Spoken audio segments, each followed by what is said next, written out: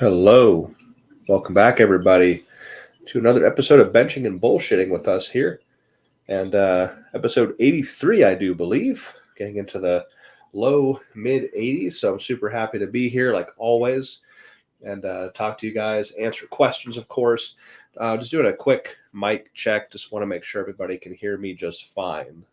Just first time setting this up by myself in a while, and just want to make sure that it's good to go. So if anybody is here and wants or can leave a comment, just tell me that the mic is good, and then we'll get started.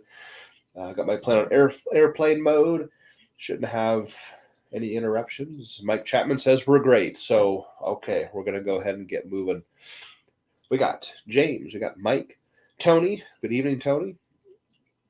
Welcome, everybody. If you're coming on here to YouTube, I'd appreciate if you hit the like button. That really helps me out and tells me that you appreciate these and want to have me keep coming on and doing these.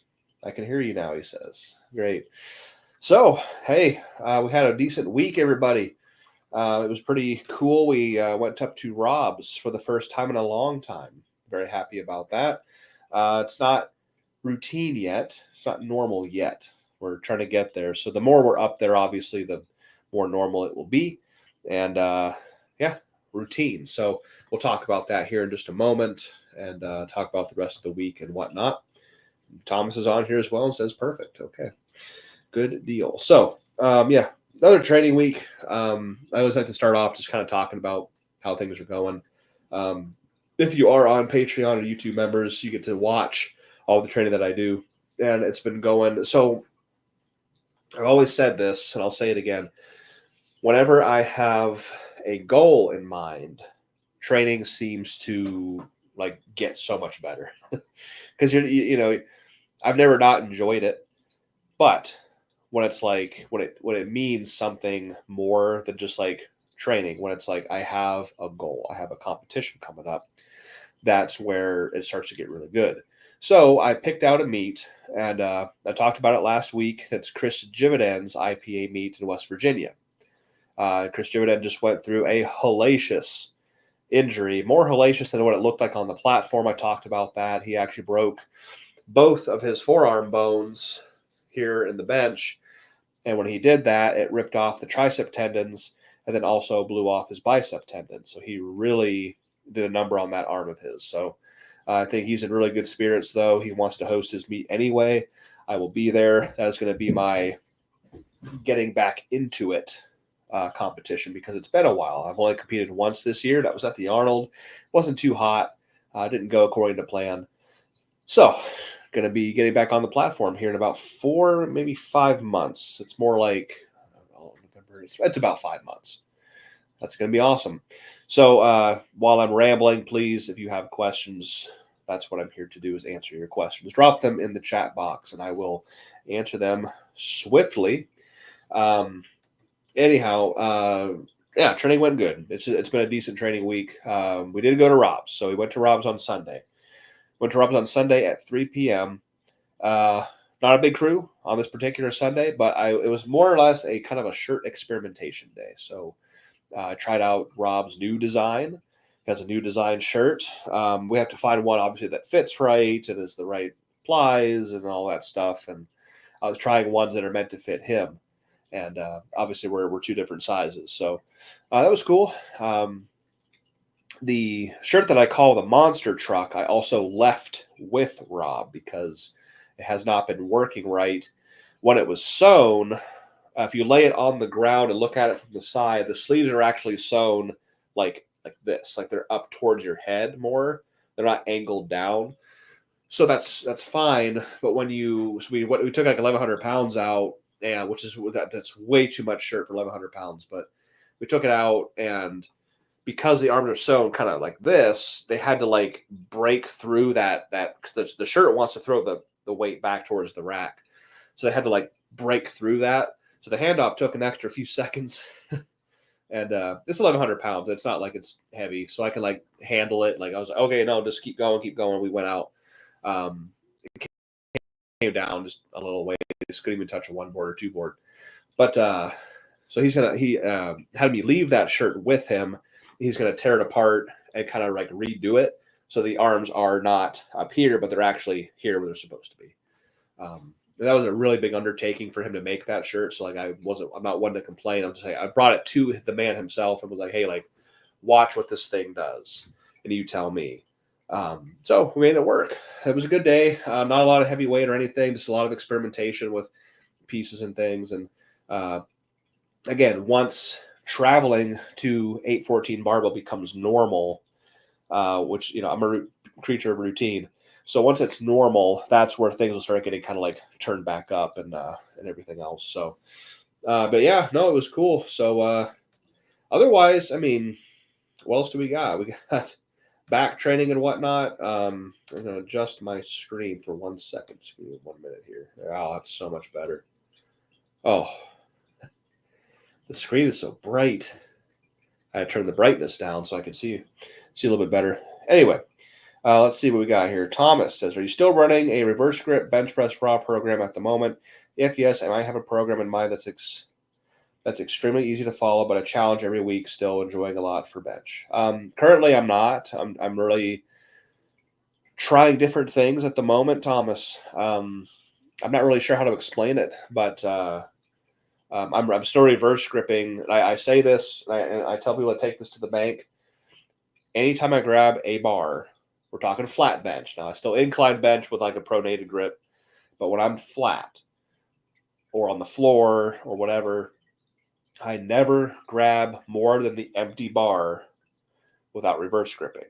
So I reverse grip literally full time, and I'm not really following any kind of program right now. I'm just trying to get in back in that. And I know these things take time, and it's just irritating. I'm like, I just want to get back to 100 miles an hour every day, but I just can't do that right away. So I'm just trying to get things established again. We've got 2 local gyms. If you consider 45-minute drives one way local, then we're on the same page. I've got 2 local gyms where we're at full time during the week, and it's great. It's feeling normal. I'm getting established, and things are feeling normal. But I have not gotten back into the heavy benching quite yet. The biggest thing I've done recently was that 1,005 for 9 reps with full range. That's it. But that's not going to make me bench 1,500 pounds. So we got to get back to putting 13, 14, mid high 14s in my hands again on a regular basis. And we're just not there yet. So we made it up to Rob's once, and we'll just keep going up. And if there's a week where I don't feel like going too heavy, then we'll stay back behind and we'll lift locally. But yeah, anyway. Let's see. Tony says, just pounded back tonight. My strength has returned after having been sick, kicked my ass. Yes, being sick is horrendous. The one thing I've noticed, so even though I'm sick, like I'll back off, training, because like your body's already trying to handle one thing. If you try to break it down with another, it just makes the whole situation worse. But the thing I do the most, like when I get actually sick, which doesn't happen very often, I don't get sick very often. When I do, I pound the water and the sodium and the food. Because when you get sick, you get run down, you just don't feel like doing anything, and that's what makes it even worse. I pound shit hard. That sounds kind of off, right? But I do when I'm sick, because I know, like, I'm sick, but if I stop my intake, I'm going to be even worse off. When I get back to the serious training, like, yeah, you got to recover from getting sick and whatnot, but if you're down on your nutrition and your water and your sodium, like, it's going to be even worse. So I'm glad that you're back to normal, or your strength has returned. That is good to hear. Speaking of back work, I got a crazy back work I'm going to do tomorrow. I'm going to talk about it real quick. Got inspired by a few things. So I have 2 back days a week now, which I missed this last one. I wasn't able to go in on Friday to do my second back day. But I have 2 back days, a primary back day where I'm doing like the really, really heavy stuff. Your block pulls, your deadlift, your shrugs, high shrugs, all those things, like mid back, deadlift oriented things. But in the second day is where I do like the lat stuff, like lat pulls, seated rows, one arm cable rows, stuff like that, lat oriented day. So tomorrow, this is and of course, I'm going to plug Patreon as often as I can, because it's super exciting and it's something I've worked very, very hard on. for a long, long time. But I'm going to do block pulls. Work sets of 5. I've been doing a lot of heavy singles, but like doing heavy singles is not going to necessarily build you. You got to build. So I'm going to do like 3s and 5s block pulls. Really blaster fuck my body.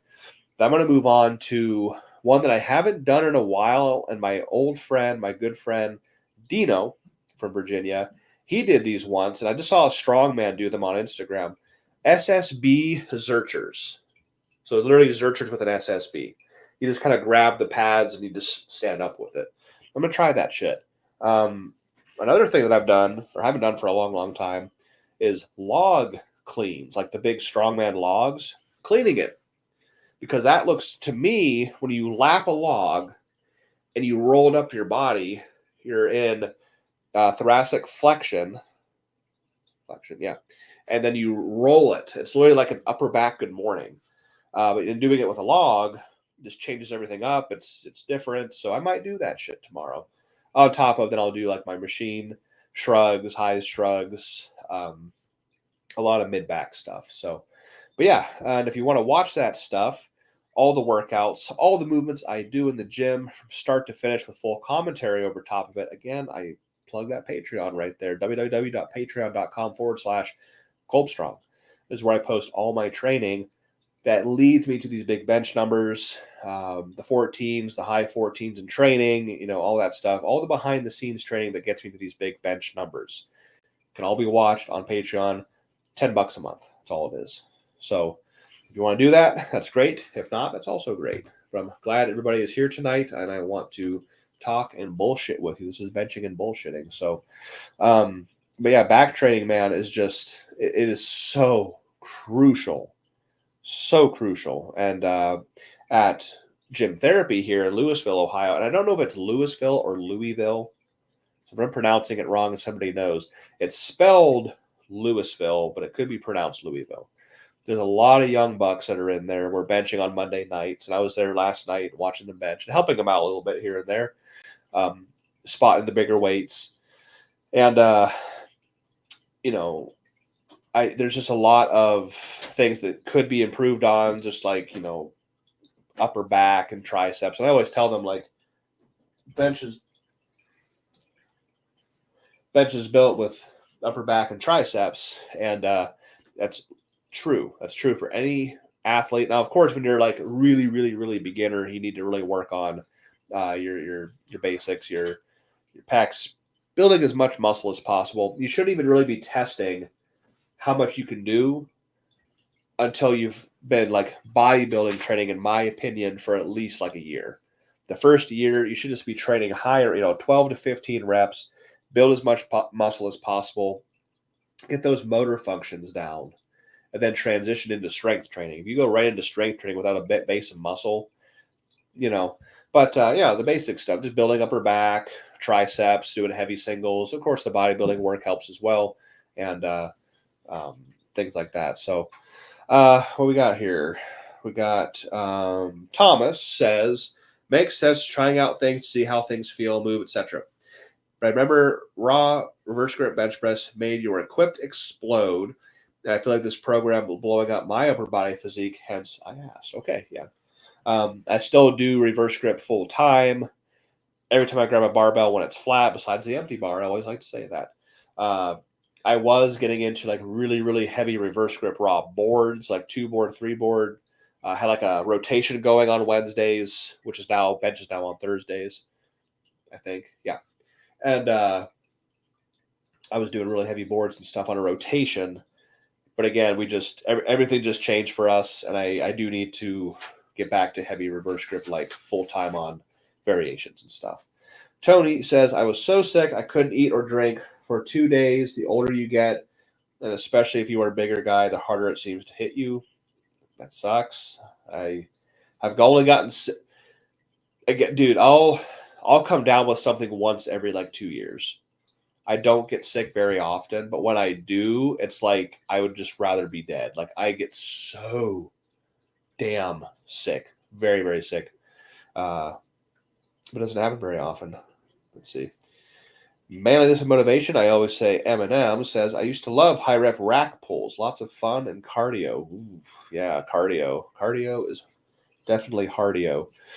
Rack pulls. I'm not sure which is better. I do both. I think rack pulls are harder for me. And that might be, if that's relative, if that's the same for everybody. I think I can do more on block pulls than I can on rack pulls. Maybe it's the opposite usually. But I do know because the weight is supported on the barbell on the pins, not the plates on the block. So it is different, and I do think there's benefit to doing both. So I'm just trying to think. No. So last week I did rack pulls. We were at Blackstone's gym, and I did block. I fucked up. I did rack pulls there. I did rack pulls at John's because he doesn't have like deadlift blocks. So I was like, okay, I'll do rack pulls today. And we're talking like above the knee rack pulls. Now, when I go to Shane's tomorrow, it's going to be block pulls. Sorry, guys. It's going to be block pulls, which I prefer. Probably about mid shin to like high to mid shin, and I'll go ham on that. But I tend to keep my reps a little bit lower. Thomas says, when you're bigger, you also need more resources, i.e. food and water, so it makes sense why it hits hard as fuck. That's correct. Let's see. Maurice says, brother, we all appreciate the information and guidance that you offer. It's very a rare thing. Thank you. Okay, well, thank you back. Thank you for joining me here and listening to me rant a little bit. If y'all give me just one quick second.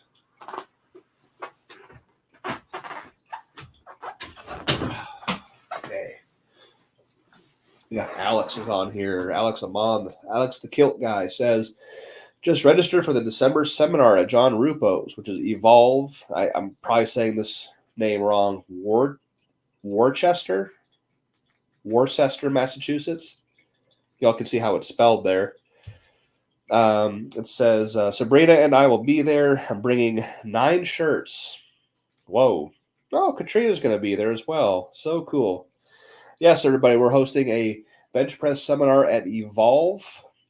I think I'm saying it right. Worcester, Massachusetts. It's about an hour and a half from Boston, if I'm not mistaken, or Salem, one of the two. Yeah, that's going to be awesome. It's the last day in November, potentially the first day in December. So last day in November and then first day in December. A two-day on the weekend. So really looking forward to it, he says. That's awesome. So if you're up in that Massachusetts area and you want to come to the seminar, John Rupo has all the information on how to sign up, what he's charging, things of that nature. I'm sure I think he's up to almost 20 already, people that are signed up for it. So that's awesome. Alex and Sabrina and Katrina are all going to be there. That's going to be really cool. Potentially, we got Sabrina Amon being the next female to bench 6, and then Katrina definitely is capable of benching 7 here at some point. They're both very, very strong gals. M says they have those Titan wagon wheels at the gym, but the height is a little different than. So yeah, one of the strong man, brought in those wagon wheels. I was thinking of, I don't know. Weight is weight, and this is so stupid, but I don't.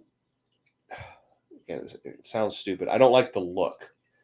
I like loading just a bar with plates on mats. I just, for some reason, it's not as appealing to me to lift with the wagon wheels because it just I don't know. It's fucking stupid. Weight is weight. Shouldn't matter. I might use them at some point because the guy who brought them in said that you're welcome to use them anytime. That's why they're here. But okay, cool. Tony says, I've been hitting traps heavier lately.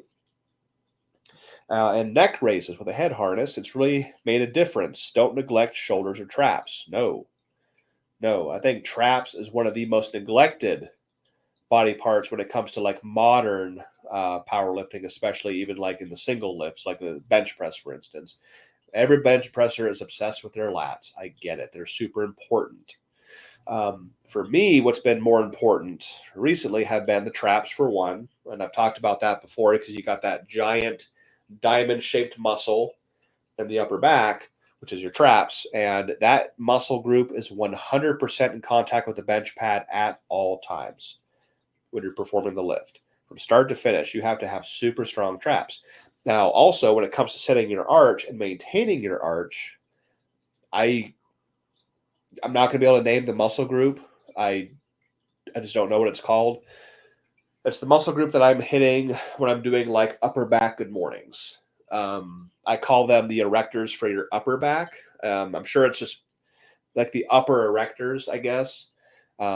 Log cleans, anything that has thoracic flexion and extension is going to work that muscle group. And that, to me, is where I'm setting the arch with.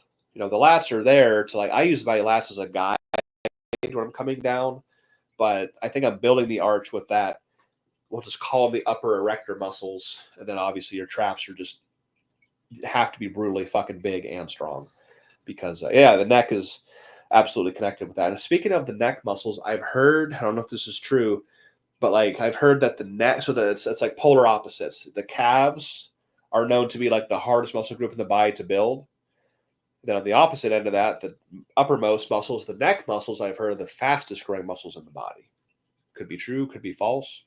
I don't know. Let's see. Thomas says, 7 is mad. Ashley Howetta is aiming for 800, right? I saw her bench 881, 400 kilos to a 2-board late last year or early this year. Like, fucking insane. She was actually, we were talking, I think she's got other things going on, but she was actually going to fly to York for a York barbell meet and attempt 800 or even 400 kilos. But I think other things got in the way. But yeah. Yeah. Ashley Howetta is part of Team Anderson right here behind me. Super happy to have her on the team. And she's quite an incredible athlete. And speaking of Anderson Powerlifting, of course, I always have my code Kolbstrong. And I believe, if I look at my calendar, the 15th is today. That means my code that usually saves 10% was saving you 15% up until the 15th of this month. That ends today. So my code goes back to 10%. However, if you go check out the site, AndersonPowerlifting.com, there's probably a code on the main page that is 25% off the entire site. The largest sale, the biggest percentage of sale we've ever had at Anderson Powerlifting is there right now. So if you want to get a quarter off of your entire order, go to Anderson Powerlifting and look at the code they have available. It might be fall 25 or sale 20. I've not been on the site in a while, but if you go there, there is a huge sale going on right now, 25% off your entire order at AndersonPowerlifting.com. But let's see, we have David is on. Welcome, David.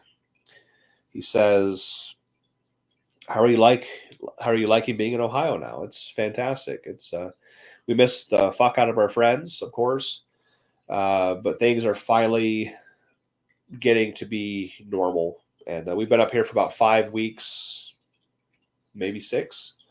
And it's cool. We're very familiar with the area, and we got a lot of people that we know up here.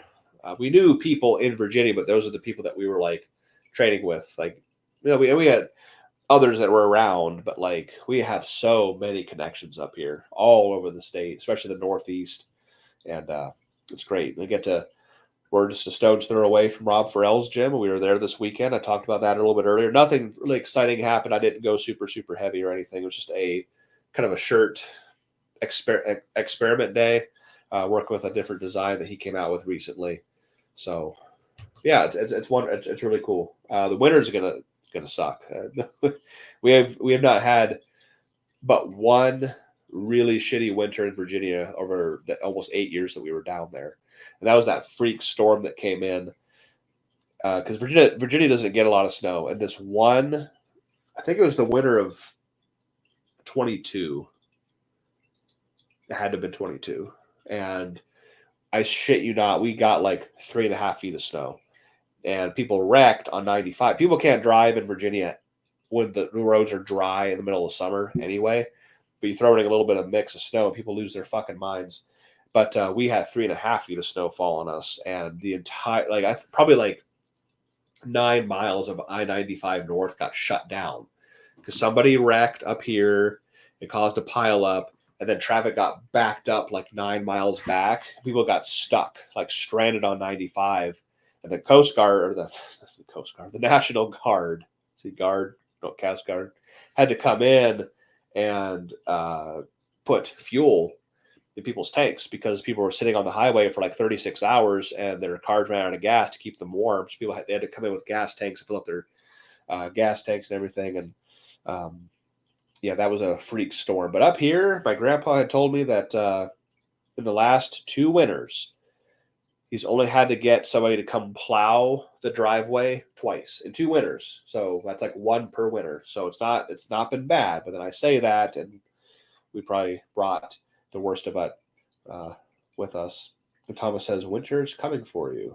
Yeah, I'm a Game of Thrones fan myself, but sweet. Manliness and motivation says, "I am gifted with both. Pick your parents well. Haven't trained calves in 25 years. Still big." He's talking about the calves and the neck. I think that's factual. I've heard that from several sources that the neck is the fastest growing muscle group in the body. Yeah, I just jinxed it, Anna says. I don't know. Every winter I was up here, like me and Kenny were up here, all the winters sucked. Like were just horrible. So like that's normal to me. But I remember the one winter it was 14, the year that we bought the Mazda, because the Mazda was brand new 14 that year, and that brand new car. This is the winter that I finally said, "Fuck this." I was working at Belden Brick. I was getting ready to leave in the morning. I had to get up at 4 to get on the road by 4:30 to get to work by 5 to start work at 5:30. Because for some reason the packagers at Plant 6 all want to start at 5:30, probably to get out earlier. But the car, we bought it in the summer, and it probably had maybe 5,000 miles on it. Just had the first oil change. Winters previous to 2014 in Ohio, he had a choice. It was either going to be brutally cold, like -20 temperatures, and like mild snow, or you'd have a metric shitload of snow because we get the lake effect from Erie coming down from Cleveland, and then kind of mild temperatures. And 14, I woke up one morning to go to Belden, and in our brand new, probably 5,000 mile car, it was -25, and there was 3 feet of snow on the ground. So I had both, and my brand new car did not want to start. It was so cold. That brand new car was like, I was like, no, this thing's brand new. What the fuck's going on? So at that point, I had enough of Ohio's weather. So we're back, though. So we're back, and we'll see what happens. So we'll get through it no matter what. But I mentioned before, got a meet picked out. We're going to be in West Virginia again in an area called Hurricane, I'm pretty sure. So before, we had an Airbnb graciously given to us by Chris Jibbiden, and that was in Charleston. So we were driving from Charleston and going north to get to Hurricane. It was 30-ish minutes, maybe 25, 30 minutes. So I'm going to try to get a hotel or an Airbnb like in Hurricane. Probably be there, do the whole – I don't know how about y'all, but we like to travel on Thursday. The meet's Saturday. We like to travel on Thursday, get to our destinations. We get like 2 nights in a hotel or an Airbnb. Travel Thursday, get settled, getting wherever we're staying, start eating and whatever, sleep that night, make weigh-ins the next day. Then all Friday we're just resting and recovering from the trip and the driving, because usually we drive pretty far, and then we compete on Saturday. So I think it's gonna be a cool meet. I had a blast. The gym set up that it was very interesting. I forget that for the life of me, I can't remember the name of the gym now, but you walk in and you go to the right, and it's kind of like that's where the weight room is. That's where all the it's kind of commercially, but they have some good equipment. They got the gym over here. If you go to the left, there's a little conference area on the right or the left. A pair of stairs that go up to a balcony.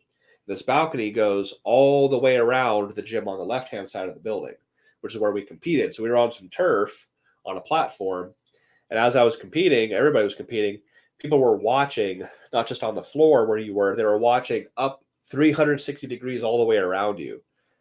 So I got I don't have it anymore because I got a new phone. But I had a shot of my 1350 from the foot of the bench above me. So I'm benching like this, and somebody is over here getting a shot of my bench from top. Like I had never seen that view before. It was pretty cool. So I'm assuming this is the third year that the Hillbilly Havoc will be ran. I'm assuming it's at the same location. I don't know, but it was a blast. That was my second heaviest bench I've ever done. And it was done there. At that time, it was the heaviest bench I'd ever done, but now it's my second heaviest bench. So, yeah, that'll be fun. We got 5 months to get it right, get equipment dialed in, and get to training. So, like I said before, if you have anything for me, comments, concerns, points you want me to talk on, please drop them in the chat. I'm just going to keep bullshitting here until I get some comments. And I don't know if you saw me flash my phone and you saw my sticker right there. Huh? Ooh, anybody else? Huh? Just me? That's fine. But we also went to, so one of our things besides, resting and recuperating from the travel on Friday from Thursday for these meets, we like to try to do something local. We like to try to go do or see something that's like a local thing. So on Friday, we drove a little bit further. It was probably an hour to get up there. We went to Point Pleasant, to the one and only Mothman Museum in the entire world, and got to experience that and see the famous statue that's out beside the building and go through the museum and everything. So that was cool. Point Pleasant, yes, where Mothman supposedly, I don't think he took the bridge down that killed like 80 some people. Middle of winter, like Christmas or Christmas Eve, when the bridge collapsed and I think 80 people died or something. I think he was trying to warn people about the bridge coming down. He didn't cause the bridge to come down. He was an omen. He was a warning, like, hey, this is. And then the next day the bridge went down. Hey, anyway, that's one cryptid I'm not really sure about, but hey, that one I am fairly confident about. Eric says, hey, Jimmy, how are you doing? Just curious, what do you do for fun when you're not lifting? Favorite movies, music, etc.? Well, music is pretty much like an everyday thing with me. I have a very, very broad spectrum of music. I'll pull up my Spotify. Someone once told me that I should make my Spotify list like public. I don't know if that's really a thing. We've got, I'm going to start from the top. I'm not going to read, I've got 100 plus songs on here.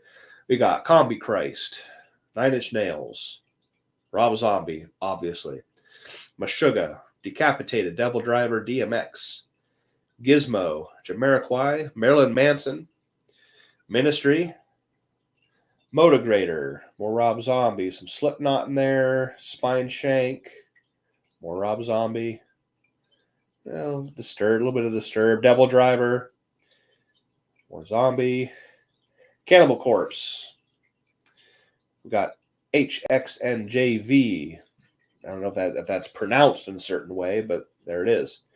Then I got some other things. Got some Dope Stars Incorporated, Gizmo, Exarchan, more Zombie, Gasham, Devil Driver, Dope, more 9 Inch Nails, some Kill Dill in there. Yeah, you see I got a spectrum of music that I enjoy. Much to the dismay of my better half, my absolute better half, I am a absolute hater of country. I think country is the worst music ever made, and I don't listen to that shit. But music is like something I listen to every day, all day, in the car, at the gym. Yeah, I love my music. For fun, I mean, we go on dates, stuff like that. Movies, I live for the horror genre. I live for it. I cannot get enough. Some recents that I've seen that I just am in love with, like Alien Romulus. Holy shit. This year has been the year of movies that I want to go and see like 2 or 3 more times while they're still in theaters. Alien Romulus was impeccable. Just an amazing fucking movie. Just they knocked it out of the park. And actually, according to the box office numbers, it is the most successful movie in that franchise. It surpassed the original with Ridley Scott. It surpassed James Cameron's Aliens. It is the most successful movie in that franchise. So Alien Romulus. Me and my brother just went to see Terrifier 3 last Friday. Whoa. Love the Terrifier movies. Love David Howard Thornton, what he does with the character. Love movies to death. Yeah, I mean, that's, I live kind of a boring lifestyle, it's all kind of tailored towards this one goal, so I kind of am a boring person, but I have to be that way to do what I do. Tony says no Pantera. No, Pantera's, I don't like Pantera. Nope. Ludwig says, have you seen Rob Zombie's movies? If so, which is your favorite? Oh, which one haven't? I've seen all his movies.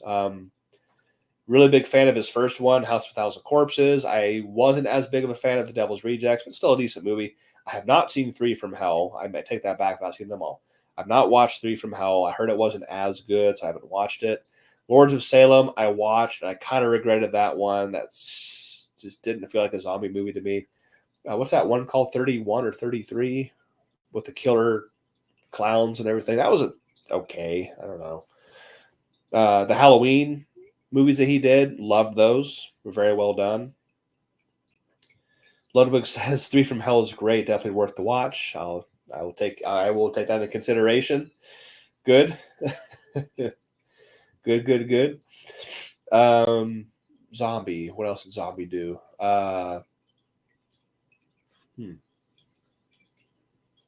Well, I can't think of anything else, but yeah, love his movies. Love him as an artist. Great as an artist. Alex says, art is how you decorate space. Music is how you decorate time. Those are some wise fucking words. That's great. Wow, holy shit, yeah. Music is how you decorate time. That should be a tattoo. I should get that in like German or something. Not that I'm German. Okay, we got a big one here. We've got a comment from Bala, 10,005. He says, Jimmy, just switched from a 2-ply FA to a 2-ply insert. Oh, I'm sorry. 2-ply FA to a 2-ply plus insert. First session had and touched 725. Can you run me through your pressing pattern? I feel like I've been too far over my face too soon in band shirts. Okay.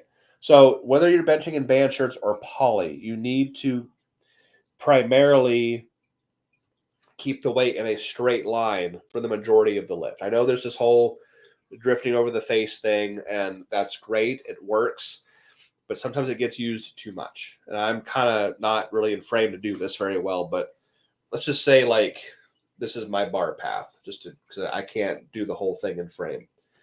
So if you touch and you immediately start pressing back, you're going to dump it. Like I've done that before. I've drifted, dump.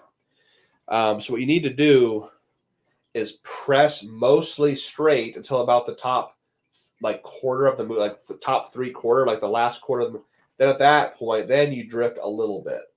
I'm not talking like you don't want to climb the mountain like press and then drift. I'm talking like press and then drift. You see how small of a difference I'm talking? Like you mostly need to press straight, and then at the very last few inches, drift a little bit over the face. This whole drifting is too early is causing people to dump. And I've done it myself. I'm not saying like everybody else but me. Straight line until you hit a sticking point, then you flare out a little bit more, drift a little bit over the face, lock the weight out. That's my pressing pattern. So hope that helped. Hope that answered your question. I think I answered that one. What do you think of the Halloween franchise? Oh, well, the Halloween franchise as a whole, iconic. I mean, look what it's historically. Look what it is. I mean, as a movie or as a series, that's right up there with Friday the 13th, Nightmare on Elm Street, in my opinion. Now the Terrifier series. the Alien franchise. They're iconic, absolutely.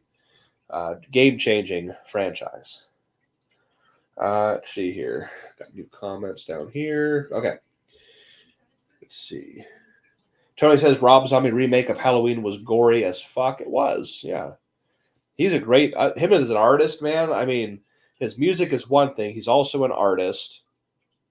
He's just a phenomenal person. He gives a lot of money to animal shelters, things like that. He's big against animal cruelty, which awesome.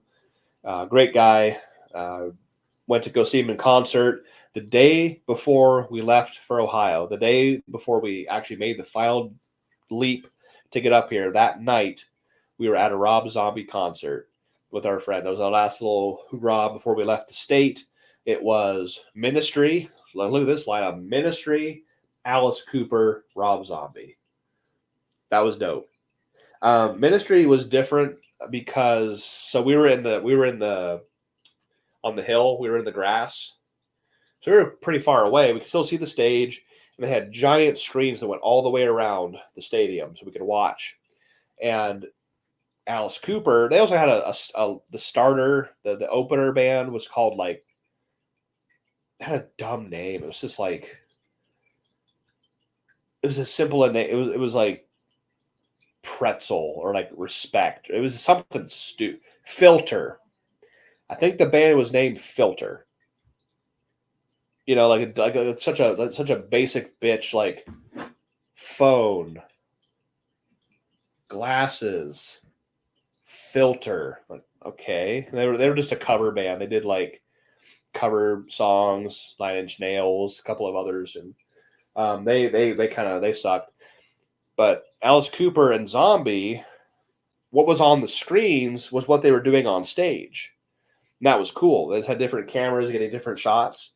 Ministry didn't do that. I wanted to see what was going on stage, and they just had kind of somewhat. I love Ministry, but kind of cheaply put together like music videos, I guess, for the songs they were doing, and I couldn't see what was going on downstage. And when they played Thieves, man, I really wanted to see what was going on down there.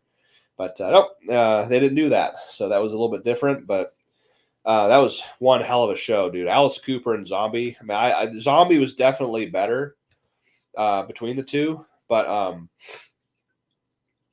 it was it was epic. No shit. Fun fact, Quentin says, Filter is made up of old 9 Inch Nails members. No shit. Well, shit. I'm going to look that up now. Not right this second. I'm going to take a picture of that so I don't forget. Huh. I'm glad I got the name right. Like I said, it's just such a basic bitch name in it. Like telephone, laptop, Filter, sink. I was just like, who the fuck is Filter? That's cool. Fun fact. It's made up of old 9 Inch Nails members. I'll be damned. He says I may be wrong, though. Well, regardless, that's who they were. They just did a bunch of they did one song, their opening song, which I was not in the stadium yet or in the grass. We were kind of like walking to our spot. I heard Head Like a Hole. I was like, 9 Inch Nails isn't here. Who the fuck is this? And it was this. They just did covers. They just did a bunch of cover songs. I mean, they were okay. I just didn't really enjoy them very much. But man, Alice Cooper, he's 77 or 76 years old. For being that old, I mean, he can still move and perform. That was kind of cool. He had the giant walking, characters on stage, and they had like fake kills on stage. One guy got speared through the chest. Another gal got her throat slit, and he got his head cut off with a guillotine, and he had a big boa constrictor around his neck at one point. Very, very entertaining to watch. Now, Zombie was what we were all there for, and he fucking just destroyed it. We were the last stop, so DMV was the last stop on his tour, and I think he did like 10 songs. The only song we didn't like, dude, honestly, was Dragula. The one song I was looking forward to was the last song. So he's probably, he's 56, not quite as old as Alice Cooper, but Dragula was not good live. It just wasn't. That was the one song we were like, yes, should have opened with that one. But yeah, it was not that good live. A lot of it, he wasn't even singing. It was, he'd say 2 words and then have the mic, like have the crowd say the rest. It just wasn't as good. That's the only disappointment of the entire show, was that song. Thomas says, Mint Kunst, I can't pronounce all this. Ziden Ram Mitmus Schmuckt man die Seat in German. Not sure where the German came into conversation. Oh, oh, well, duh, no shit. We were talking about the music. Oh, thank you, Thomas. Oh shit. Alex had said earlier, art is how you decorate space, music is how you decorate time. Thomas he always he's like an encyclopedia when we come on here. He can find the answers to any questions. Thank you. That's actually, I'll be damned. Take a picture of that too. Forgot all about what we were talking about, why there was German on here. Cool, man. Eric says, I'm going to send you a cowboy hat. Well, my dad was a cowboy, but I'm certainly not. Yeah, I was born in Montana. I don't know if anybody knows that. I was there until I was about 8. Bozeman, Big Sky country in the Gallatin Valley, Montana. Yeah, so I like it much better here on the East Coast, though. Technically, we're in the Midwest now in Ohio.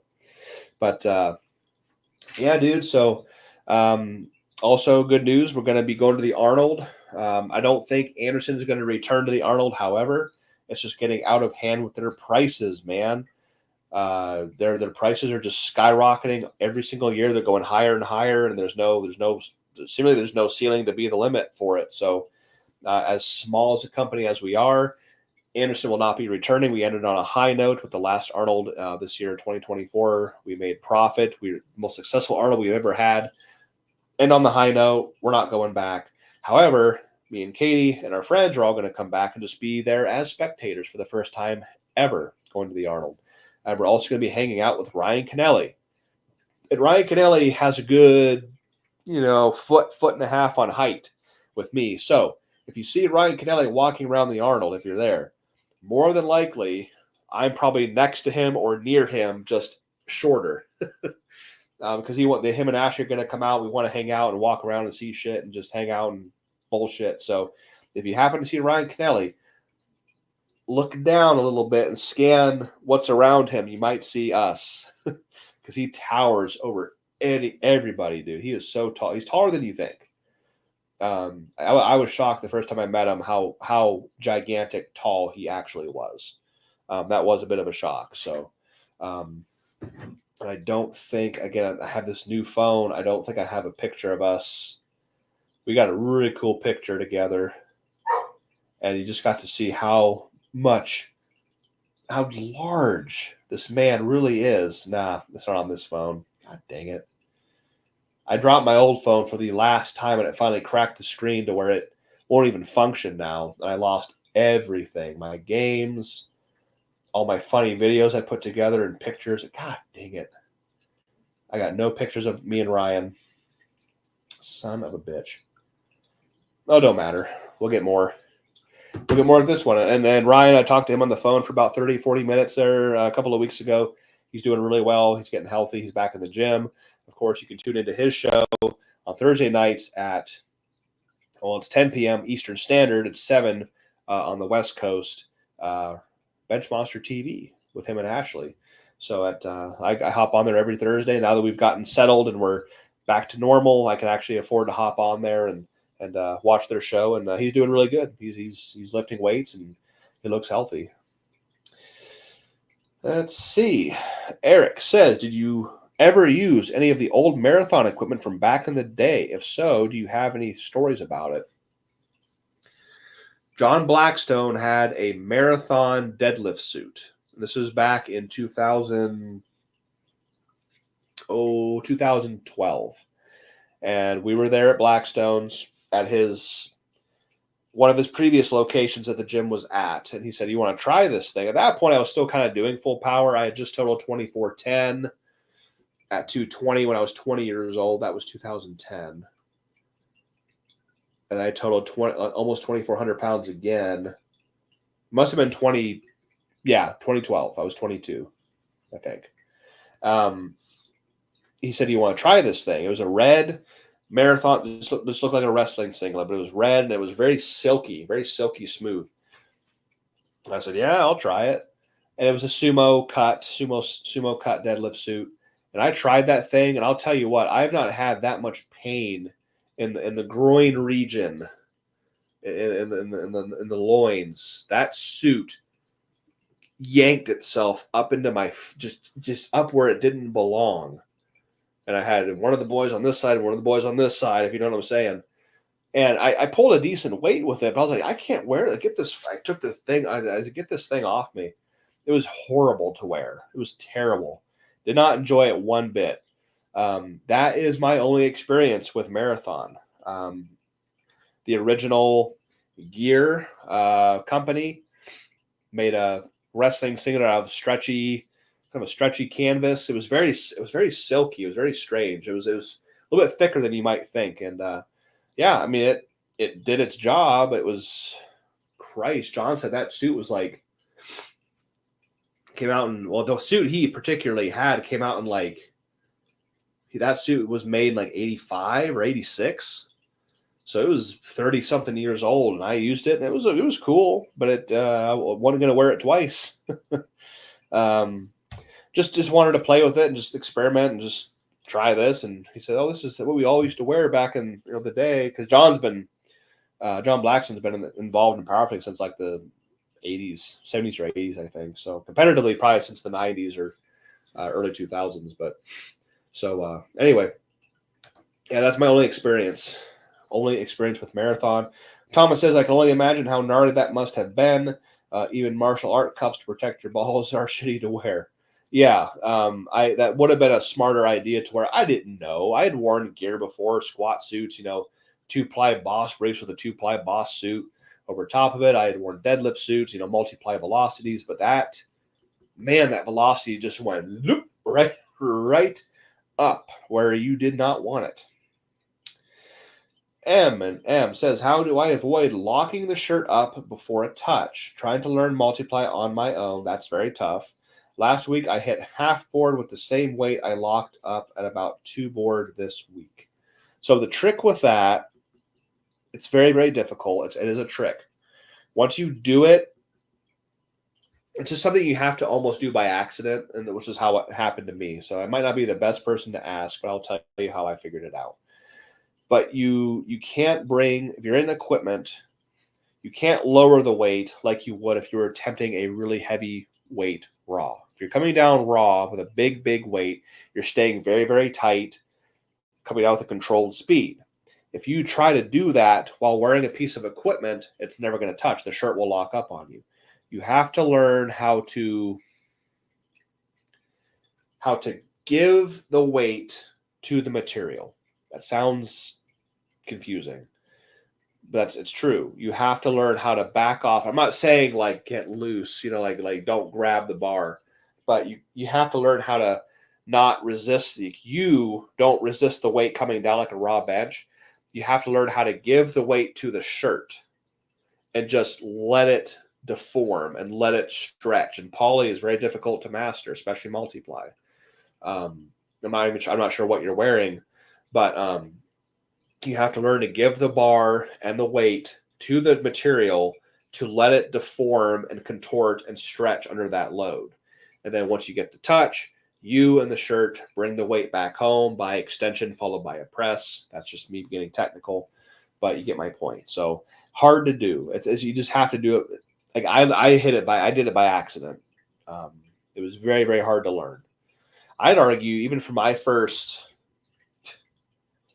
even up to benching like my 950 when I was 23 and multiply poly, I don't think I was actually benching an equipment correctly up until just about 3 or 4 years ago. When I was getting into the thousands. Like when I hit 1,050 in single ply, that's at the point in my career where things were turning for the better, where I was actually learning the really, really technical stuff on how to actually fire correctly.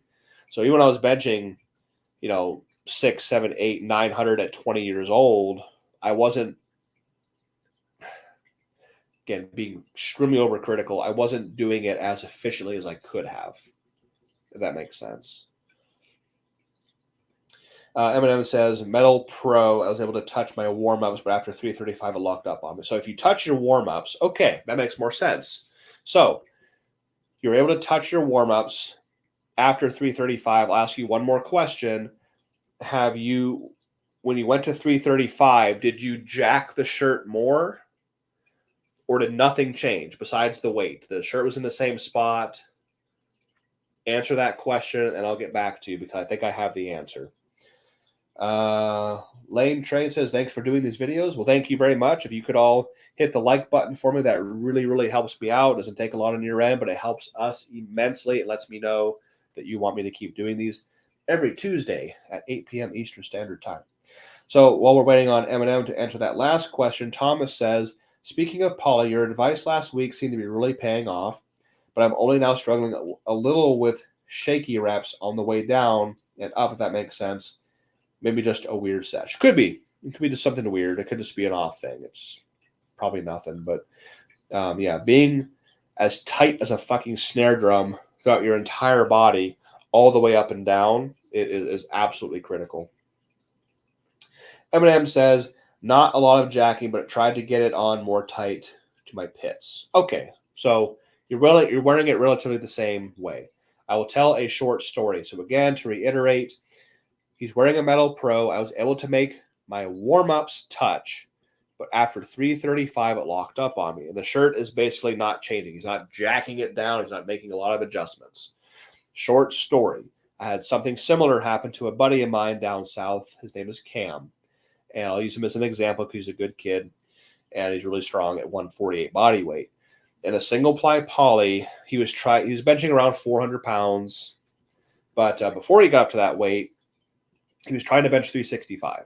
Now he would warm up. He would do, 275 to a 2 board. He'd hit 315 to 335 to like a 1 board or a half board. I'm like, bro, you're gonna fucking smash 365. Holy shit, it's gonna touch no problem.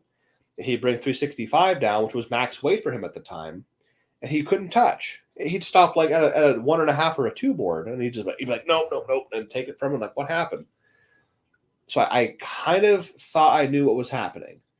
So what I did was, I'm like, okay, Cam, you're under too much weight, you're under max load, and you can't really think logically under that much weight right now.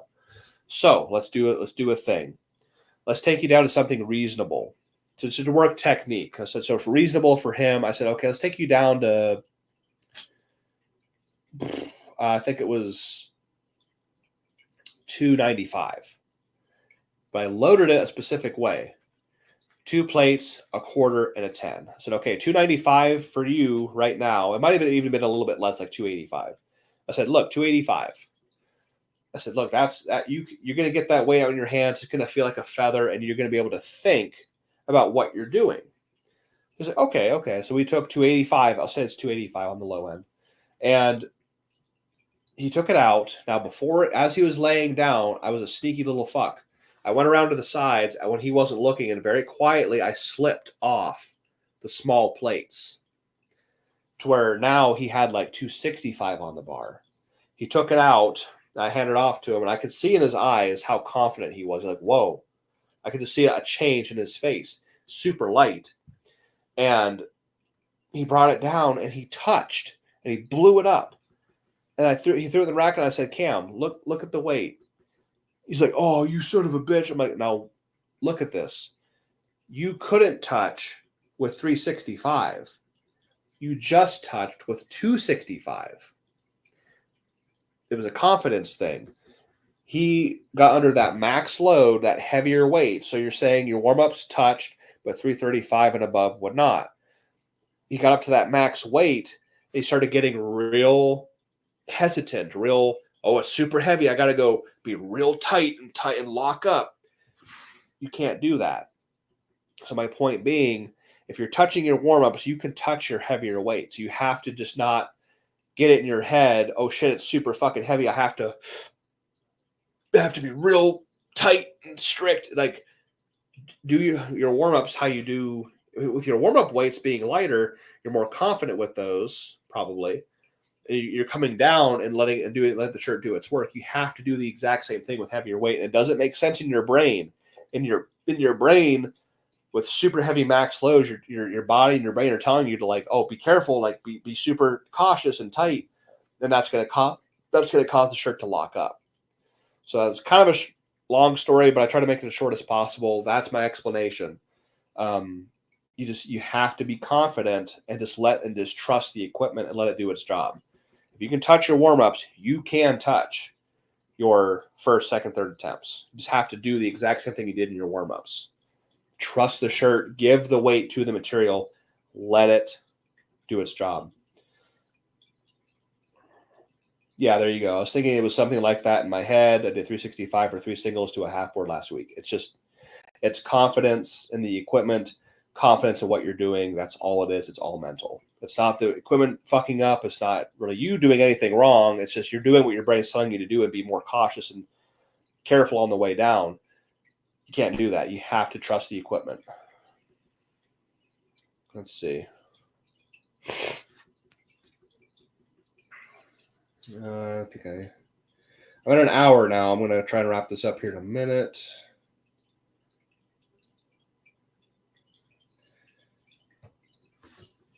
If Thomas says if the reps stay shaky on oncoming sessions on the same weight and board height, what am I then probably doing wrong or need to improve so I can try it out possibly the next session itself?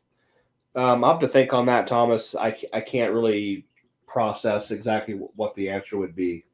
Let me read that. Read your... I'm now struggling a little with shaky reps on the way down. I don't know. It could just... There could be so many factors at play. I mean, if I'm shaky, if I'm personally getting shaky under weights, it's because my CNS is either fried or I'm depleted of my sodium. I'm dehydrated. That's one reason I get shaky. There could be a lot of reasons for that. It's hard to tell. Eric says, what is the biggest lift you've ever seen from the oldest competitor you've ever seen? That's an awesome question. I will say, I don't want to forget his name, Russell Combest. Russell Combest. Remember that name. I might have it was a long time ago. It was probably 10, 12 years ago. Russell Combest was a Wabdo competitor, him and his wife. I swear I'm going to get the name. I'm going to get the ages wrong and the weights incorrect. He went to the Wabdo Hall of Fame meet one year at like 79 years old. I saw him bench in the mid 2s and pull low 4s, maybe even high 3s, raw. The next year at 80 or possibly even higher, 81 or something, man came back. He benched 3 plates raw, so he improved. 1 year older and raw. He also deadlifted 500 pounds. That was the slowest, most brutal rep I've ever seen a human being do in person. That was the valor, the confidence, the grind this 80-plus-year-old man had to pull that 500 fucking pounds was insane. He got it above his knees. From knees to lockout, I promise you, it was like 20 seconds. It was so long. He didn't hitch. He just grinded it out. It took him 20 seconds from knees to lockout to get that weight. And he was 80-plus years old when he did it. And seeing him compete one year to the other, and speaking of it was in Canton, Ohio, the Wabdo Hall of Fame meet.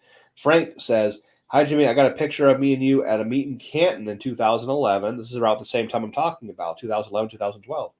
Do you have email address so I can send it to you? I actually do. Let me put it up here really quick. If you want to send me anything, everybody, here we go. thekolbstrong@gmail.com. You can send me stuff there. If you want me to review a video for you, if you want me to critique a video here, I can put videos up during these lives, and I can critique your video live for you. You can email me right there, thekolbstrong@gmail.com. So let me think here. Okay, that should be about wrap it up. Okay, that's awesome. Hey, everybody, we've gone just over an hour by 5 minutes and 19 seconds. So I'm going to go ahead and end it right now. If you want to email me anything, there it is, thekolbstrong@gmail.com. Also, remember to subscribe if you want to. Of course, I'm not telling you what to do, but at Patreon, www.patreon.com/Kolbstrong is where you can watch all my training, the back training, the bench, the accessories for bench, forearms, my second back day. It is all on Patreon for you to watch, follow along. I am in hot pursuit, even though we're just starting, but I am in hot pursuit of that 1,500-pound bench press. All the training I'm doing to bench 1,500 pounds in competition is being documented right there on patreon.com. It is $10 a month to watch it all. I've had people in there for 5 years. I've had people in there for 5 days, 1 month, 2 weeks, doesn't matter. Any support is greatly appreciated. That helps us out immensely. If you don't want to go on Patreon, you don't have to download another app and do all that stuff. You can also find the exact same content on YouTube. My YouTube channel, go to YouTube members. You can watch the exact same content on there for $10 a month. But I'm really trying to push the Patreon because I've been building that the longest, 5 years and counting, and it's been a great, wonderful journey. That is where I'm going to end it, everybody. Thank you all very much for being on here. Hope you got something out of it. I'll be back on here for episode 84, Benching and Bullshitting, next Tuesday night at 8 p.m. Eastern Standard Time. So until then, please have a good rest of your night, good rest of your week, and we will see you next time.